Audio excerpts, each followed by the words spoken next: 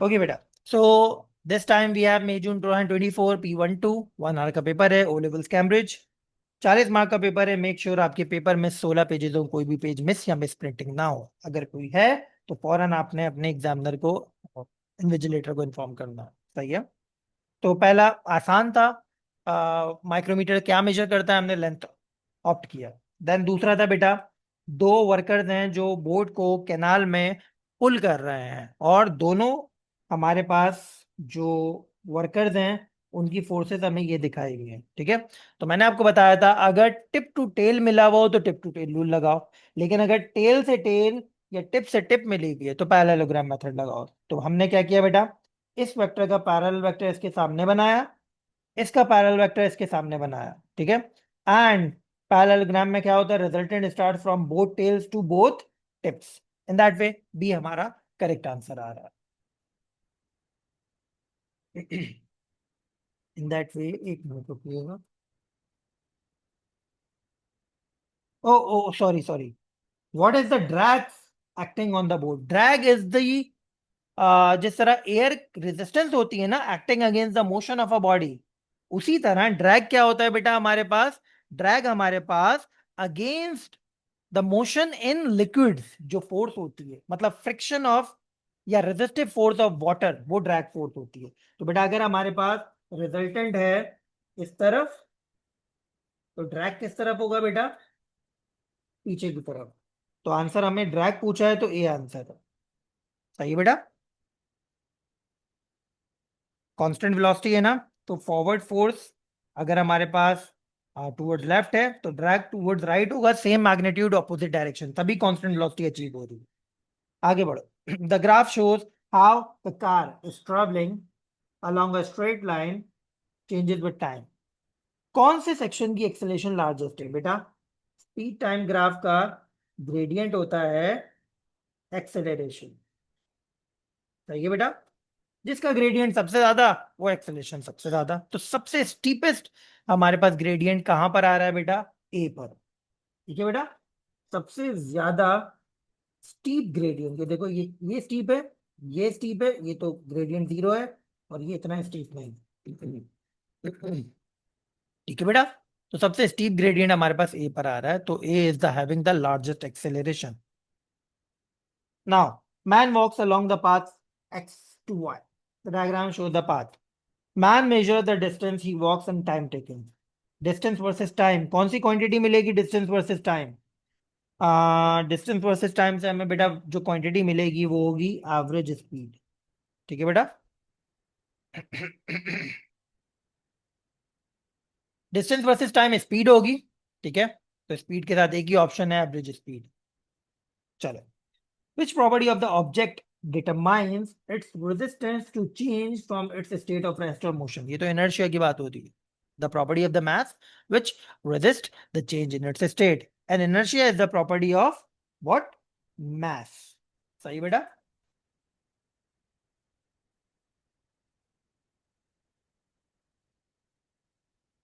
The diagram shows moon buggy used by the astronaut।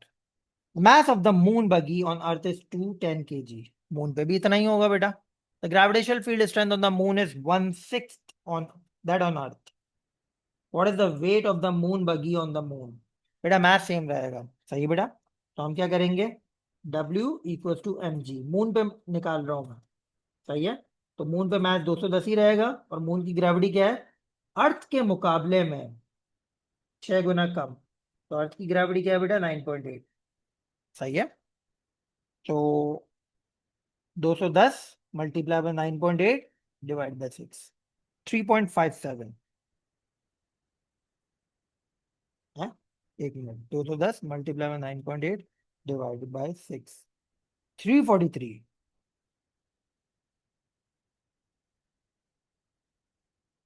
सही है भाई। 343 डी आंसर होता है। तो 6D इज आवर आंसर।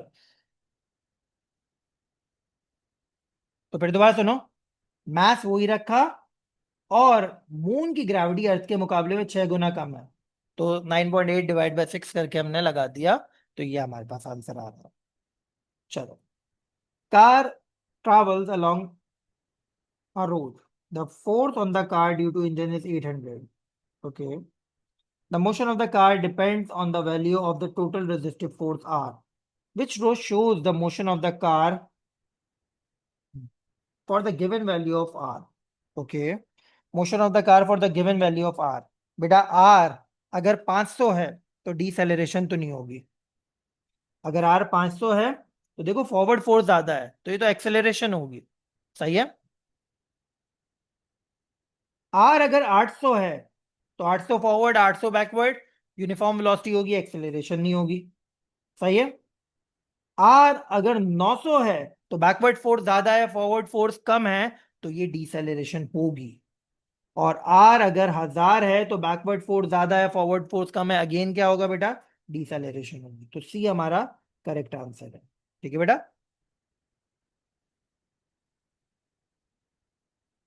ये मैं यहाँ पे भी दिखा देता हूँ. 500, 800 acceleration, 800, 800 uniform velocity, then 900, 800 deceleration and 1000, 800 ये भी क्या होगा? डिसेलेरेशन. ठीक है बेटा. इस तरह हमने इसे आइडेंटिफाई कर लिया.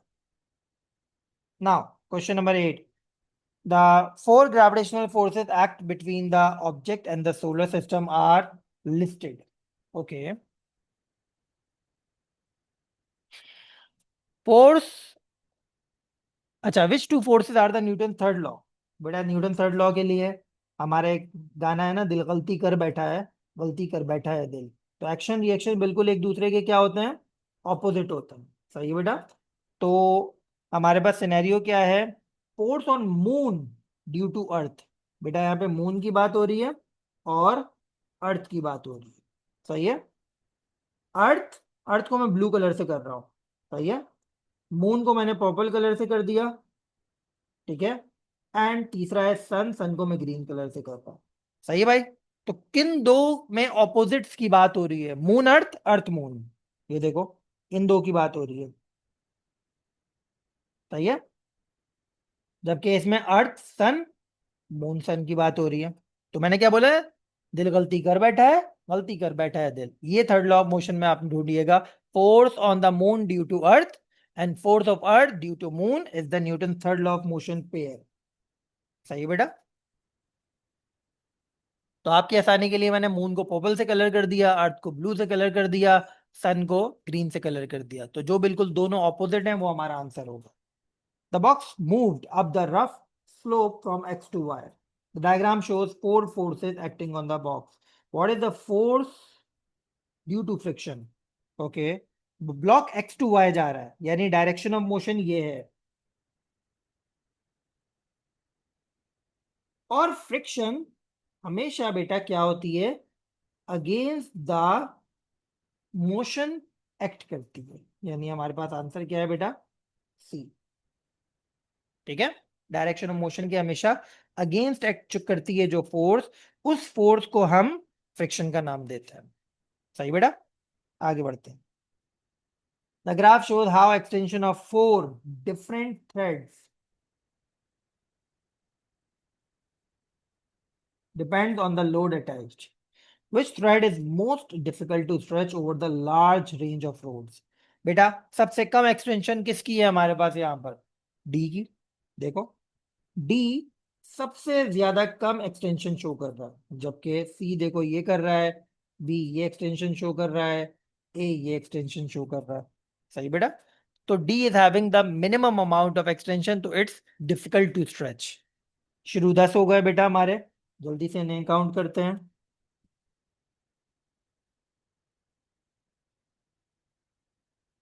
सी एस ए, सी ए ए. काम करता हूँ साइड में, यहाँ पे मैं एक और ओपन कर लेता हूँ. बार बार मूव करना मुश्किल हो रहा है.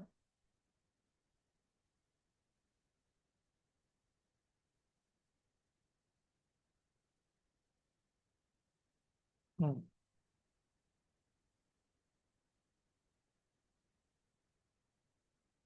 पी ए ए, सही है। B A D, B A D, then C B C, C B C, then D, सही है। आगे बढ़ते हैं बेटा। अब हमारे पास सिनेरियो क्या है? गुड नोट नाराज हो गया।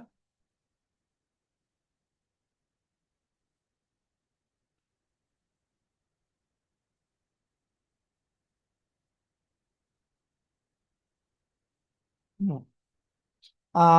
Satellite orbits a planet that is in circular path as shown. It has constant speed. Okay. There's force on the satellite due to the planet. भाई सैटेलाइट पे फोर्स है प्लेनेट की वजह से, सही है। In which direction is the force on the satellite when it is when it is at the position shown? कौन सी direction पे फोर्स होगी सैटेलाइट पे जब आप force on the satellite when it is in the position shown? Satellite is position 1. Okay. Force on the satellite due to planet. बेटा सुनो, satellite planet पे किस तरफ फोर्स लगा रही है? यूं। और प्लेनेट सैटेलाइट पे किस तरफ फोर्स लगाएगा? यूं। प्लेनेट क्या कर रहा है? सैटेलाइट को अपने सेंटर की तरफ अट्रैक्ट कर रहा है। ये क्या बताया था मैंने? जब भी बॉडी सर्कुलर पाथ में मूव करती है, there is a concept of resultant acceleration और सेंट्रीपिटल एक्सेलरेशन, या रिजल्टेंट फोर्स और centripetal force, which is always directed towards the centre.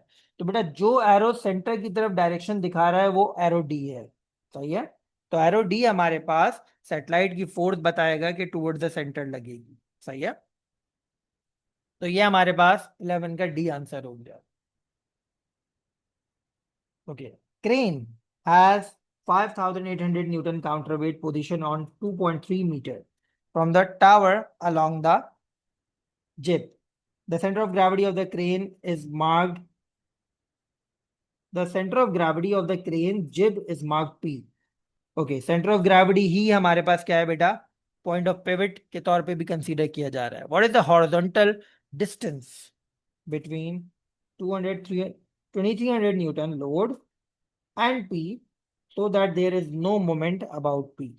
Okay. तो यानी no moment about P यानी हम लोग प्रिंस इक्विलिब्रियम की बात कर रहे हैं। यानी ये करेगा बेटा क्लॉकवाइज एंटी क्लॉकवाइज मोमेंट, और ये करेगा हमारे पास क्लॉकवाइज मोमेंट। तो सम ऑफ क्लॉकवाइज मोमेंट बराबर होगा सम ऑफ एंटी क्लॉकवाइज मोमेंट। 5800, इसका परपेंडिकुलर डिस्टेंस क्या है? 2.3, एंड 2300 इसका परपेंडिकुलर डिस्टेंस निकालना है। तो 5800 multiply by 2.3 divide by 2300 x के बराबर हो जाएगा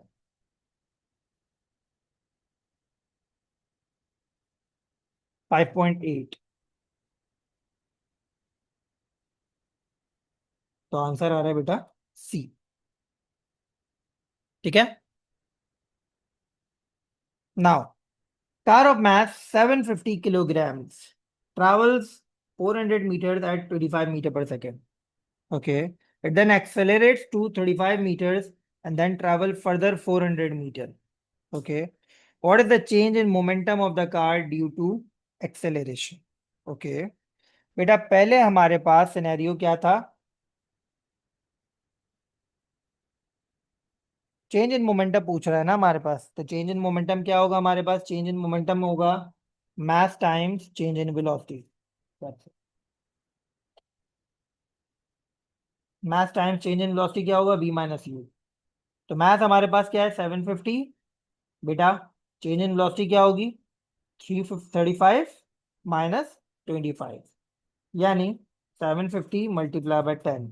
तो बेटा आंसर आ रहा है हमारे पास 7500, सही है।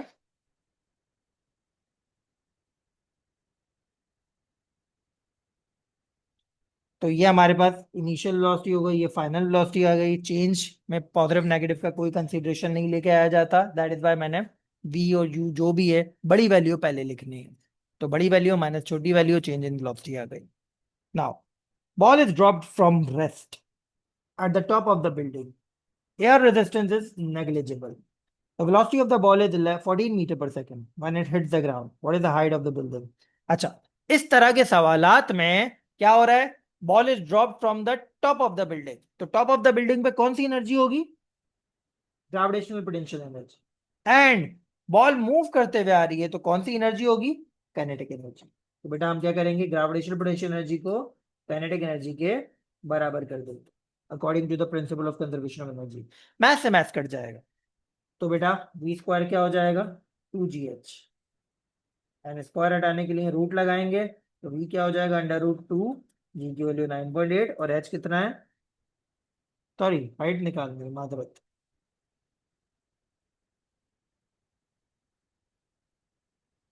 तो एच क्या हो जाएगा? V square upon 2g। तो 14 का square divide by 2 multiply by 9.8। सही है।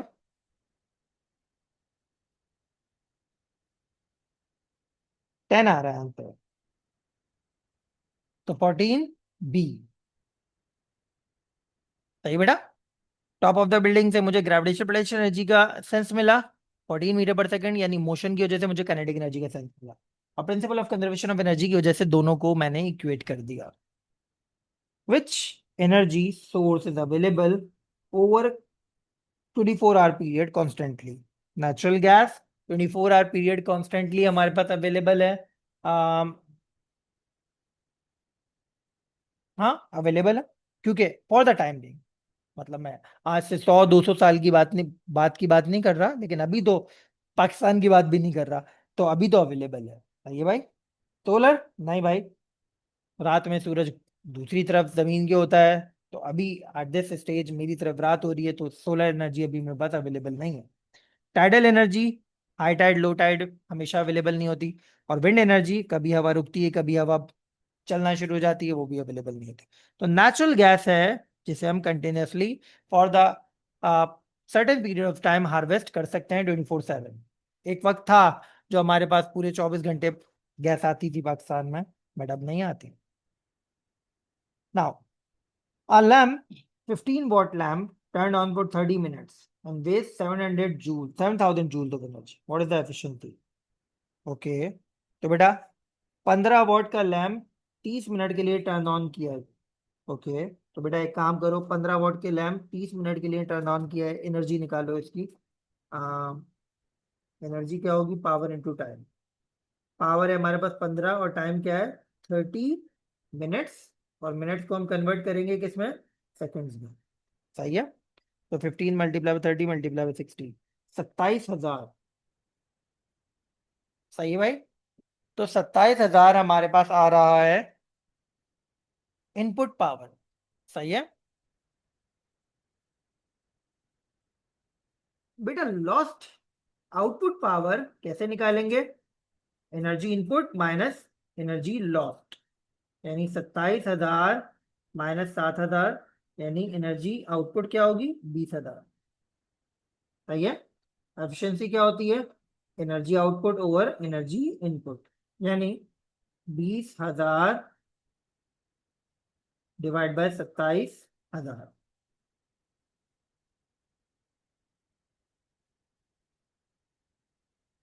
0.74 डी। सही बेटा। सबसे पहले मैंने 15 वॉट और 30 मिनट से एनर्जी इनपुट निकाली, उसमें से एनर्जी वेस्ट माइनस की, तो एनर्जी आउटपुट आ गई। एंड एफिशिएंसी का फॉर्मूला पावर से भी आता है, power output over power input, and energy output over energy input. Which quantity is not measured in joules? कौन सी क्वांटिटी यहाँ पे बेटा हम जूल में मेजर नहीं करते? ग्रेविटेशनल पोटेंशियल एनर्जी जूल में मेजर होती है, लेटेंट हीट भी जूल में मेजर होती है, वर्क भी जूल में मेजर होता है, पावर वॉट में मेजर होती है, जूल में मेजर नहीं होती। Now which description of a liquid is correct? कौन सा डिस्क्रिप्शन हमारे पास लिक्विड का ठीक है? शेप फिक्स नहीं होती लिक्विड, वेरिएबल शेप होती है, एंड वॉल्यूम फिक्स होती है। सी। सही है भाई। Then a transparent box has a dividing wall in its middle. Okay. Two It contains two different gases, one in each half as shown. The dividing wall is removed. The box, भाई यहाँ पे brown gas है जैसे bromine हो गई, और यहाँ पे कलरलेस गैस है जैसे एयर हो गई, सही है। The box is left for a long time, जब डिवाइडिंग बॉल रिमूव कर दी, the gas do not react, gas react नहीं कर रही है। What is seen in the box, क्या देखा जाएगा बॉक्स के अंदर?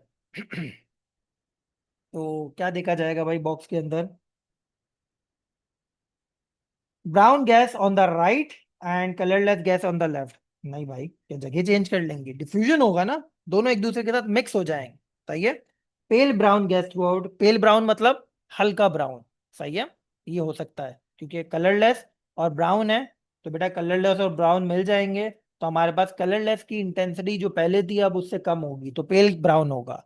Several distinct clouds of colourless and brown gas throughout, distinct clouds नहीं, ऐसा नहीं होगा बेटा, डिफ्यूजन होगी, डिफ्यूजन में gas throughout the container फैल जाती है। Colourless gas on the right end brown on the left, no. तो आंसर विल बी बी। फिर दोबारा सुन लो, बी क्यों?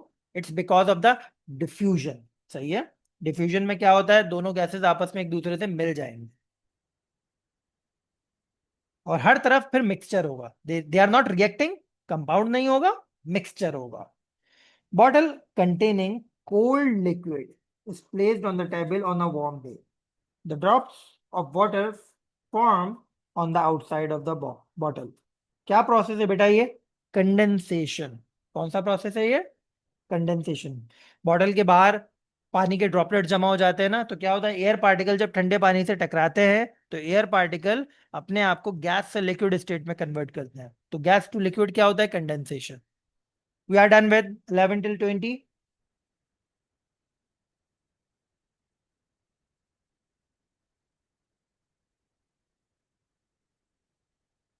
11 का डी हो गया, then C A B, C A B, A D C C, A D C C, B A. Half of the paper is done, सही है। चलो, what is specific heat capacity of a liquid? Liquid की specific capacity हम किस तरह explain करेंगे? The difference between the boiling temperature and melting temperature, नहीं बेटा, amount of heat required to raise the temperature of unit mass by 1 degree Celsius होता है ना। Energy required to change the state, नहीं भाई, स्टेट चेंज नहीं होती। Energy required to heat 1 kg through 1 degree, yes. And increase in the temperature of the water when it is heated, no. 1 degree and unit mass की बात जरूरी है specific capacity के लिए।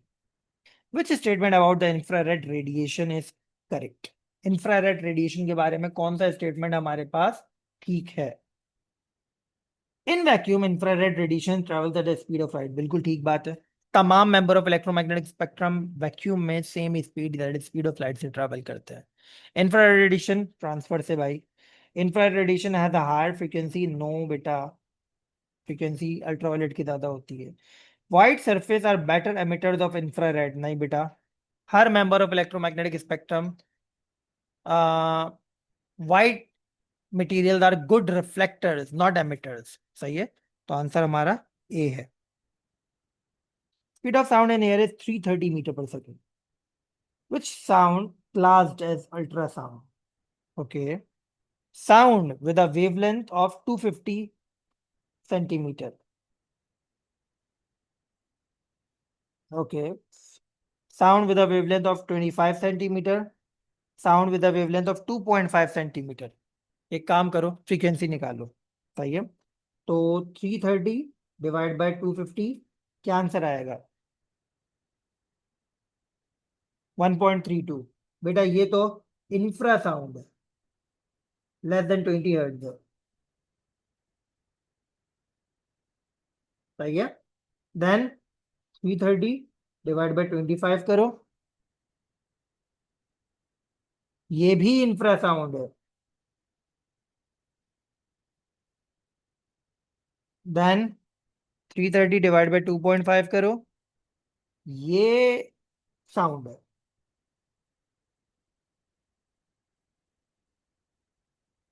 बल्कि 1 मिनट रुको, सेंटीमीटर है। 1 मिनट रुको, 1 मिनट रुको, ये सेंटीमीटर है। सेंटीमीटर है। तो आप एक काम करो, 0.250 करो।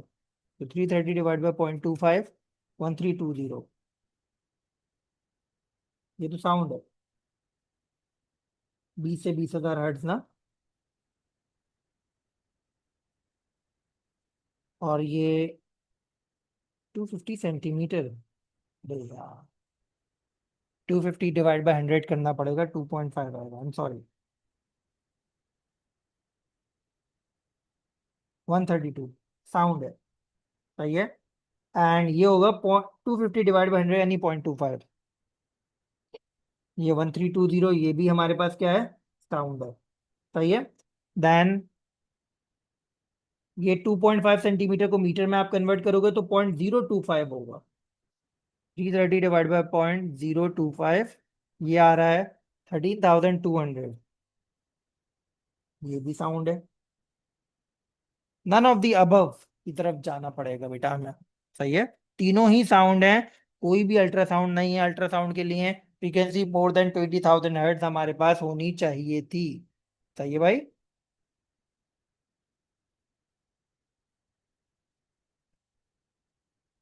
कूल।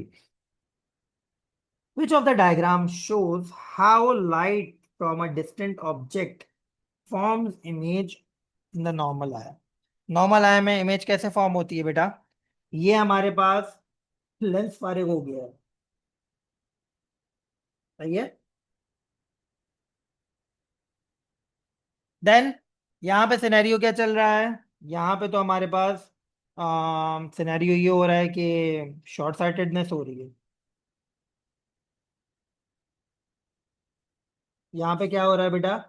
लॉन्ग साइटेडनेस हो रही है। और ये नॉर्मल आई, तो ए नॉर्मल आई को रिप्रेजेंट कर रहा है।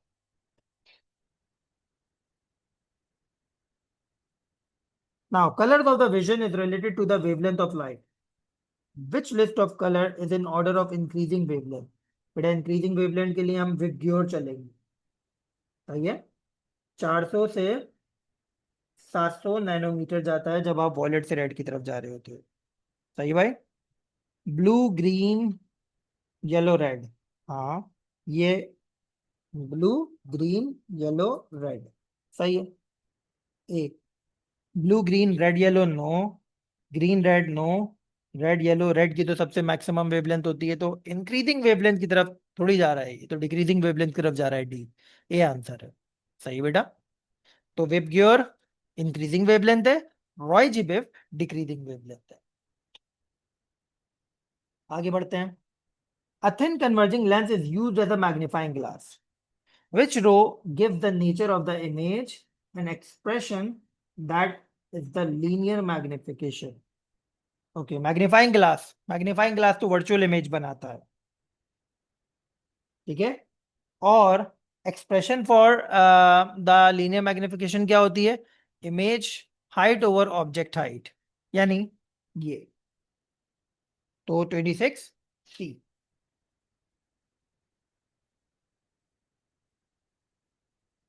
बेटा which application not use for ultrasound? Ultrasound का यूज क्लीनिंग ज्वेलरी है, स्कैनिंग द बॉर्न बेबी है, सोनार है, स्टेरिलाइजिंग वाटर नहीं है। क्योंकि स्टेरिलाइजिंग वाटर में हमारे पास क्या इस्तेमाल हो रहा होता है बेटा? Ultrasound, sorry ultraviolet. Which equation is correct for the potential difference? V equal to I R. Correct पूछा है बेटा। तो 28 का ए। एक मिनट। Which equation is correct potential, is correct for potential difference? Voltage, नहीं नहीं नहीं नहीं, पीडी और वोल्टेज दोनों एक साथ कैसे आ गए? और दूसरा क्या है? V equal to work done per unit charge. सही है। एनर्जी अपॉन टाइम तो पावर हो जाएगी। ये दोनों गलत आ गए, इसलिए ये नहीं होगा। करंट इंटू रेजिस्टेंस होता तो होता। Work done per unit charge, ये सही है। करंट ओवर रेजिस्टेंस गलत है। सही भाई, तो ये वाले फॉर्मूला से हमने इसे करेक्ट किया है। जो voltage is the energy converted from electrical to non electrical which drive the charge throughout the single component. So 28C। आगे बढ़ते हैं भाई साहब। अब हमारे पास हैं, figure shows 5 electrical circuits, all of the resistors shown are identical, which circuits have equal resistance? कौन से सर्किट की इक्वल रेजिस्टेंस है? ओके बेटा, अगर मैं इक्वल रेजिस्टेंस के बारे में बात करूं तो two parallel, two parallel, two parallel, two series, two parallel. सही है। ये भी बेटा देखो, दोनों के पॉइंट्स कॉमन है, ये देख रहे हो दोनों के पॉइंट्स कॉमन है। तो 1 2 3 एंड 5 दो पैरेलल है। 1 2 3 5 टू पैरेलल। सही है। एक ही ऑप्शन बचता है फिर तो, क्योंकि सिर्फ 4 हमारा डिफरेंट है, टू सीरीज। सर्किट में फ्लो होने का करंट देखो एक ही है। ठीक है। और जहां जहां जंक्शन आ रही है तो two parallel, two parallel, two parallel, two parallel. तो ए आंसर होना चाहिए आपका यहाँ पर।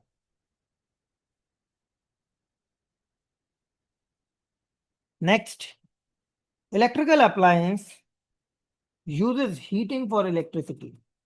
भाई हीटिंग फॉर इलेक्ट्रिसिटी सेलफोन नहीं है। हीटिंग इफेक्ट ऑफ इलेक्ट्रिसिटी कौन यूज कर रहा है? फैन नहीं है।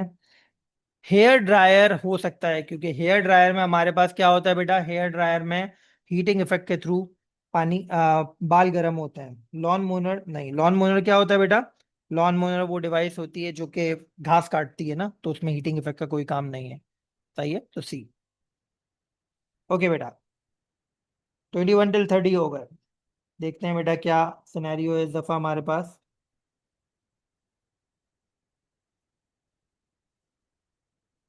T A, D A, C D सी,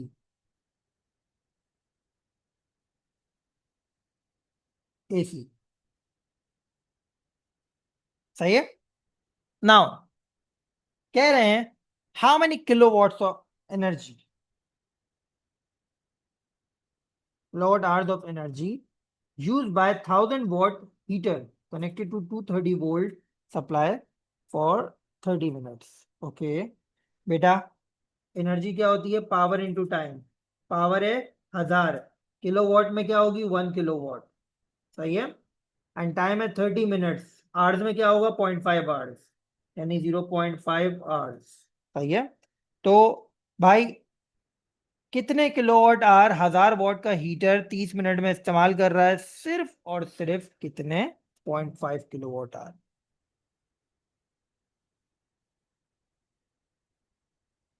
भैया, power should be in kilowatt, यानी ये हो गया 1 kilowatt, and time should be in hour, यानी 0.5 hours. Okay, which safety precaution must be taken when wiring electrical kettle that has a stainless steel outer casing? बेटा, जब outer casing metal की होती है तो हमें सिनेरियो क्या फॉलो करना होता है? अर्थिंग। सही है। It must be earth and have a fuse with the live wire. बिल्कुल ठीक बात है।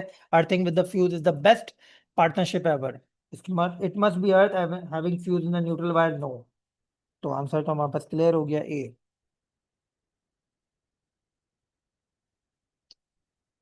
Do not need to be earth तो ऑप्शन हो ही नहीं सकता हमारा, क्योंकि मेटल केसिंग है। 33, what is the purpose of earth wire in a plug to be connected to the appliance? Earth wire का क्या पर्पस है? It complete the circuit? No.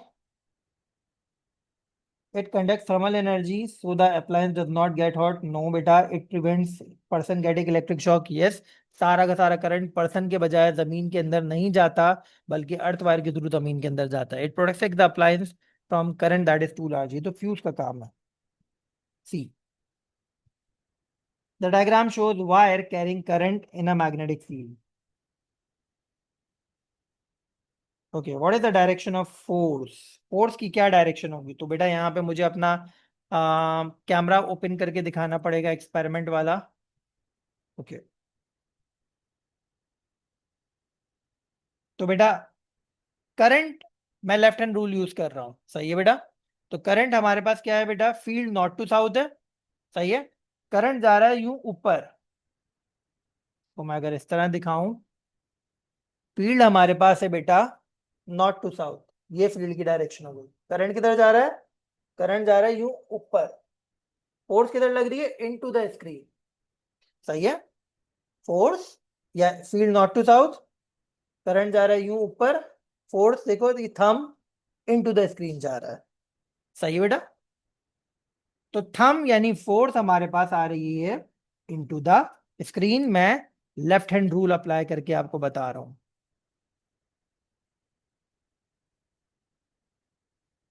Fleming left hand rule इस्तेमाल किया है, और हमारे पास जो फोर्स आ रही है वो आ रही है इनटू द स्क्रीन या इनटू द पेज, ठीक है। The diagram shows simple DC motor, what is labelled Q, littering commutator है बेटा labelled Q. Okay, 36, the diagram shows part of the transformer. Okay, the student writes four statements about how the transformer works. Alternating voltage across the primary coil induces an unchanging voltage across the secondary coil. ये बात तो सही नहीं है। Unchanging voltage secondary coil में नहीं होगा, secondary coil में चेंजिंग वोल्टेज होगा, क्योंकि प्राइमरी कॉइल में जब अल्टरनेटिंग करंट अपना मैग्नीट्यूड चेंज कर रहा है, तो सेकेंडरी कॉइल में भी वो अपना मैग्नीट्यूड चेंज करेगा, सही है। तो वन और बी तो, ए और बी तो नहीं हो सकते, क्योंकि वो वन की बात कर रहे हैं। Alternating voltage across the primary coil produces changing magnetic field in the core, yes. Changing magnetic field in the iron induces current, alternating current across the secondary coil, बिल्कुल ठीक बात है। आयरन में जो मैग्नेटिक फील्ड चेंज होगी वो हमारे secondary coil में करंट या ऑल्टरनेटिव वोल्टेज इंड्यूस करेगी, सही बात है। And unchanging voltage across the primary coil produces changing magnetic field, unchanging गलत बात कर दी इसने बेटा। तो कुल मिला के 2 और 3 हमारे पास करेक्ट साबित हो रहा है, सही है। तो 2 और 3 स्टेटमेंट सही है। Which particle has the smallest mass, बेटा मैंने आपको बातों बातों में बताया है, प्रोटॉन एंड न्यूट्रॉन का मास बराबर होता है, सही है।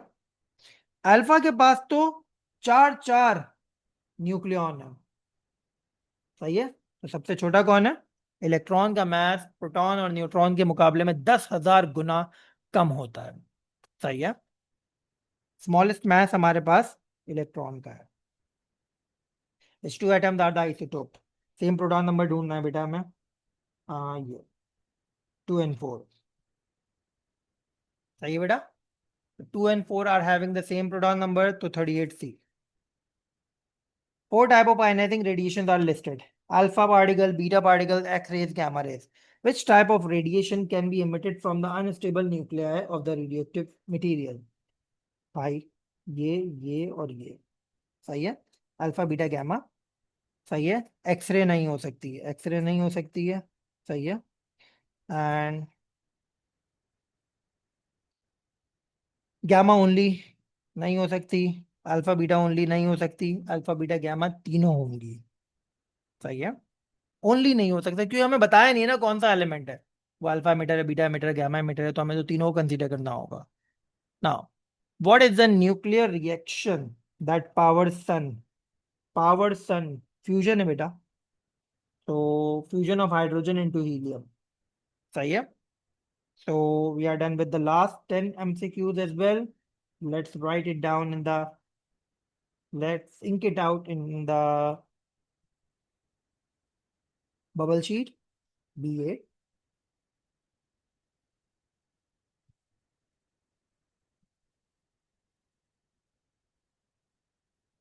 CCD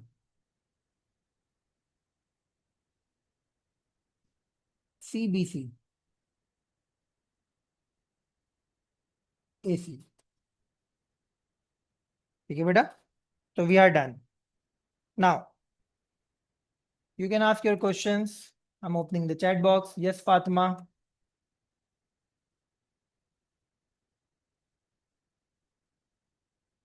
अस्सलाम वालेकुम सर। Walaikum assalam. सर आपने क्या कहा था कि टेल से टेल मिलता है तो पैरेललोग्राम में मेथड यूज करते हैं, वरना क्या यूज करते हैं?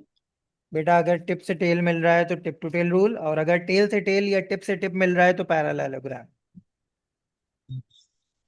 अच्छा सर, एमसीक्यू नंबर 7 मुझे बिल्कुल समझ नहीं आया। 7, 9, 11, 14, 28, 23 बेटा और बेटा 38। बेटा, मुझे इस तरह याद नहीं रहेगा, आप एक एक करके पूछें। 7।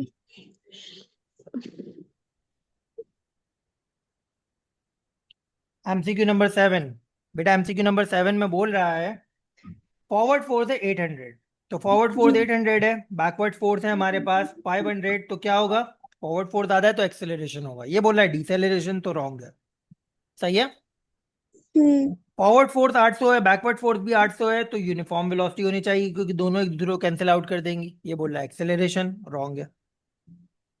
फॉरवर्ड 800 है, बैकवर्ड 900 है, तो डिसेलरेशन होनी चाहिए, कह रहा है डिसेलरेशन सही है। सही है। और यहाँ पे भी डिसेलरेशन होनी चाहिए, कह रहा है एक्सेलरेशन, रॉन्ग। सही है बेटा। ओके। 7 के बाद 9, 9 फर्स्ट देखना था। सी ए नहीं हो सकता? बेटा उसने बोला है एक्स टू वाई मूव कर रहा है, तो drive direction of the motion तो ये है। सही है, तो अच्छा। Friction against the direction of motion होगी। 11 मैंने किया था पहले, मुझसे हुआ नहीं था।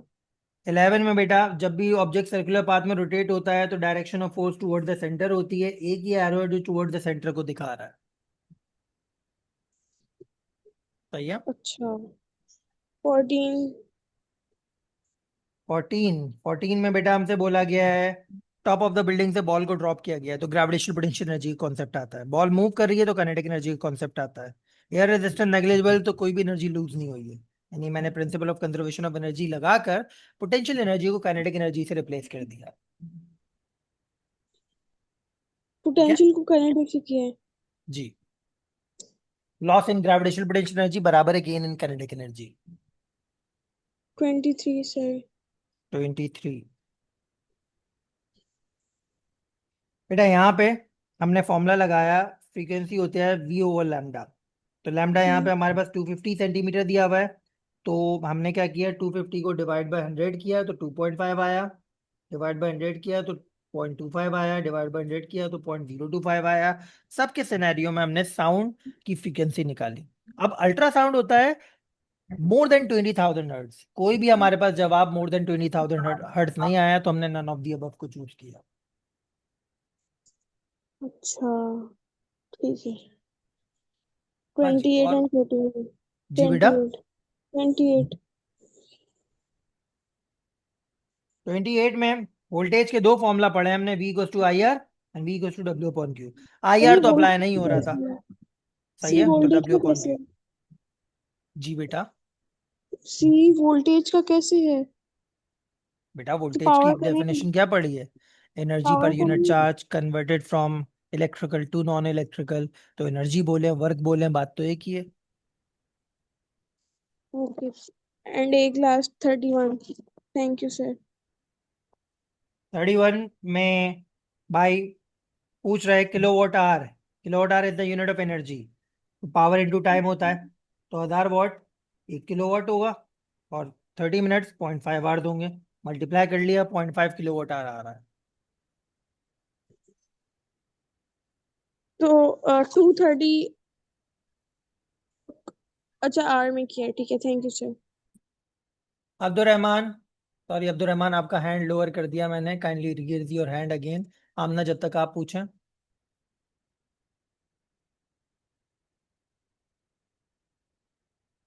जी अब्दुल रहमान।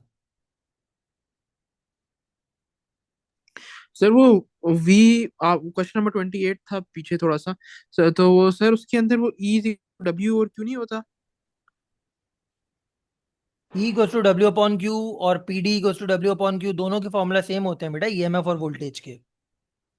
नहीं सर, मुझे अच्छा हाँ हो सक हो सकता नहीं है, कंफर्म्ड है। दोनों एनर्जी तो पर सर इक्वल तो चार्ज वो, है ना। अच्छा हाँ, और तो कुछ सेंस नहीं बन रही, मुझे यही लग रहा है क्योंकि वैसे V इज इक्वल टू, अच्छा हाँ वो पीडी और voltage, okay okay okay okay, समझ आ गई, पीडी ओके वोल्टेज एक ही चीज है। ओके। यस आमना, क्या बोल रहे हो बेटा? सर अस्सलाम वालेकुम सर, मेरे दो क्वेश्चन थे, एक तो क्वेश्चन 3 था और दूसरा क्वेश्चन 8 था। क्वेश्चन 3। क्वेश्चन 3 में बेटा हमने ग्रेडियंट के मुताबिक काम किया है हमना। जिसका सबसे तो ज्यादा स्टीपर ग्रेडियंट है उसका एक्सेलेरेशन सबसे ज्यादा, तो ए तो है। सर बी ज्यादा स्टीपर नहीं है? नहीं बेटा, बी का कैसे ज्यादा स्टीपर है, ये देखो ना। ये ए यूं जा रहा है और बी तो सिर्फ यूं है, तो एंगल बी का कम है, ए का ज्यादा है। अच्छा अच्छा, एंड दूसरा क्वेश्चन 8 था। 8 में बेटा, जैसे मैं बताया ना, वो बॉलीवुड का गाना है, दिल गलती कर बैठा है, गलती कर बैठा है दिल। तो बस उसी तरह एक्शन का रिएक्शन। मून अर्थ पे फोर्स अप्लाई कर रहा है, तो अर्थ भी मून पे फोर्स अप्लाई करेगी। सही है। ठीक है बेटा। अच्छा अच्छा, मतलब इसमें दोनों सेम सिलेक्ट करने थे। जी हाँ। जी, थैंक यू सर। अच्छा, कुछ सवाल और आए हुए रिटर्न में। MCQ 16 अरवा पूछ रही हैं। MCQ 16, MCQ 16 में बेटा बहुत आसान है ये तो। MCQ 16 अरवा, पहले मैंने देखो 15 वॉट और 30 मिनट से एनर्जी इनपुट निकाल ली। सही है, पावर इनटू टाइम करके। और इतनी एनर्जी वेस्ट हो गई है, तो इसमें से इसको माइनस किया, तो बेटा हमें एनर्जी आउटपुट मिल गई।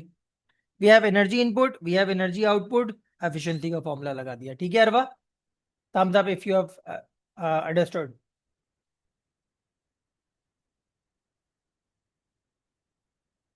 अरवा thumbs up if you have understood, और if you haven't, raise your hand. We explain MCQ 12 and 29. Also, how do we do this in 45 minutes for IGCSE? बेटा IGCSE के क्वेश्चन अलग होंगे उमर। अभी भी देखो हम लोगों ने अराउंड 45 मिनट्स में कंप्लीट किया है ये। सही है, समझाने के साथ। 12 and 29, 12 ये आ गया बेटा। बेटा यहाँ पे तो सिंपल प्रिंसिपल ऑफ मोमेंट लगाया उमर। सही है।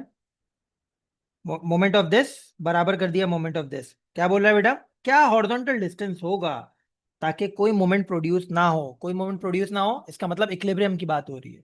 सही है, तो मैंने प्रिंसिपल ऑफ मोमेंट लगा के इसका परपेंडिकुलर डिस्टेंस निकाल लिया। सही है बेटा।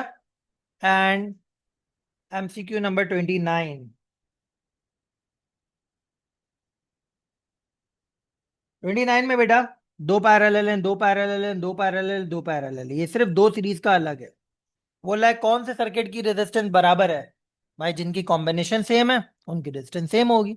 तो 1 2 3 5 की कॉम्बिनेशन सेम है तो उनकी रेजिस्टेंस सेम होगी उमर।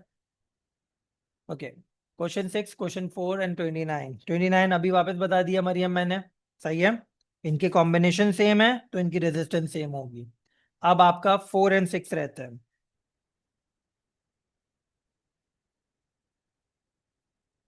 4 बेटा डिस्टेंस की बात हो रही है और टाइम की बात हो रही है, तो डिस्टेंस और टाइम से आती है स्पीड। तो यहाँ पे स्पीड का एक ही ऑप्शन है, एवरेज स्पीड। सही है मरियम। एंड 6, W = mg, वेट निकालना है मून पर। तो बेटा मून पे मास वही रहेगा, और मून की ग्रेविटी अर्थ के मुकाबले में कितनी है? 6 गुना कम है। तो 1/6, एंड ये अर्थ की ग्रेविटी है। सॉल्व किया, आंसर आ गया। सही है।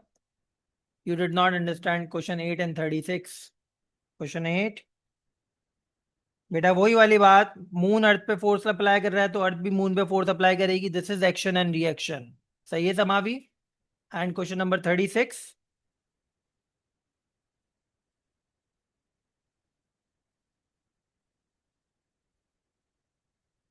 36 में बेटा बात हो रही है ट्रांसफार्मर की। तो alternating primary coil induces unchanging voltage. बेटा जब यहाँ पे वोल्टेज बदलता है तो यहाँ पे भी तो बदलता है, तो ये रॉन्ग हो गया समावी। सही है, alternating voltage produces changing magnetic field in the core. हाँ ना, मैग्नेटिक फील्ड कोर से होती हुई तो सेकेंडरी कॉइल तक पहुंचती है, ये सही बात है। Changing magnetic field alternating voltage secondary coil में प्रोड्यूस करती है, ये भी सही बात है। तो स्टेटमेंट 2 और 3 करेक्ट है। सही है समावी। हाँ, इस दफा ऐसा था। अनम्यूट कर दिया था हमने आपको। Sir please tip to tail rule कौन सा रूल लगता है ये बता दें बेटा। फातिमा, ये आप शायद आपने पूछ लिया। MCQ 4 समावी वो भी बता दिया। MCQ 12 अलग बता देता हूँ, देख लो। 4 बता दिया, 12 12 भी बता दिया। सही है बेटा। तो again I am stopping the recording. जी बेटा फातिमा। सर सॉरी, लेकिन टिप से टेल कौन सा लग जाता?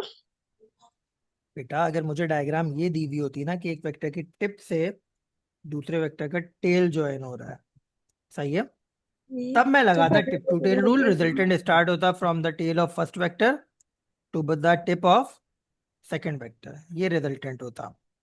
सही है। तो लेकिन ये हमारे केस में दोनों टेल्स या दोनों टिप्स मिली हुई हैं, तो पैरेललोग्राम। अच्छा अच्छा, सही है सही है सही है।